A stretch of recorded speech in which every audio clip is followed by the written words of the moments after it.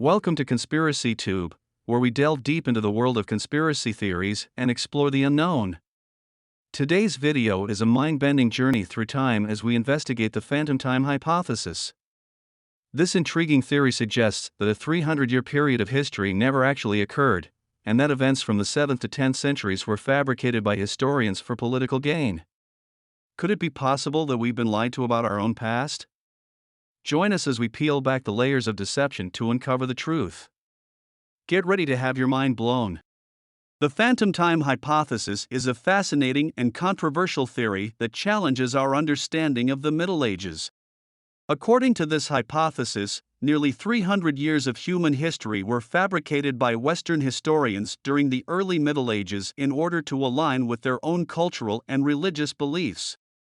Heribert Illig, a German historian, first proposed this theory in the late 20th century. He argued that many historical events that are said to have occurred between AD 614 and 911, such as the reigns of Charlemagne and Alfred the Great, did not actually happen. He believed that these events were created by medieval chroniclers who were trying to give legitimacy to the Holy Roman Empire. Illig also pointed out several inconsistencies in the archaeological record from this period, such as the lack of pottery and other artifacts. He argued that this was evidence of a phantom time in history when nothing significant happened. Despite his claims, the vast majority of mainstream scholars and experts reject the phantom time hypothesis as improbable and unsupported by concrete evidence. However, there are still some researchers who support the theory. They point to inconsistencies in the archaeological record from this period, such as the relative scarcity of certain objects, as possible evidence for the existence of a phantom time. They speculate that this gap could be explained by a variety of factors, including natural disasters, wars, or even deliberate efforts to suppress historical information. Despite this, the vast majority of scholars and experts consider the phantom time hypothesis to be a fringe theory without any strong evidence to support it. They argue that it is highly unlikely that an entire era of human history could be fabricated in this way, given the complexity and interconnected nature of global events.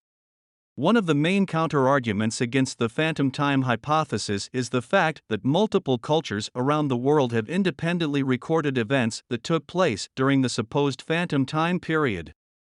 For example, documents from China, Japan, and the Muslim world all mention events that occurred during the same time frame.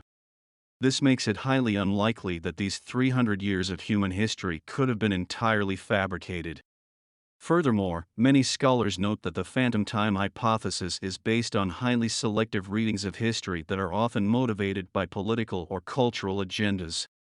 They argue that such conspiratorial interpretations of history can be dangerous, as they undermine the very foundations of objective inquiry and scholarship. Despite these criticisms, the phantom time hypothesis continues to intrigue and captivate some people to this day.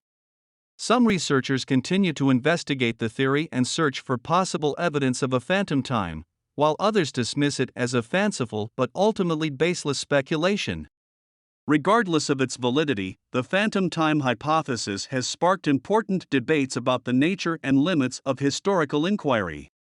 It reminds us of the importance of questioning accepted narratives and examining evidence with a critical eye. As our understanding of the Middle Ages continues to evolve, we must remain vigilant in our quest for knowledge and truth. The Middle Ages was a complex and fascinating era of human history, marked by great social, political, and cultural changes.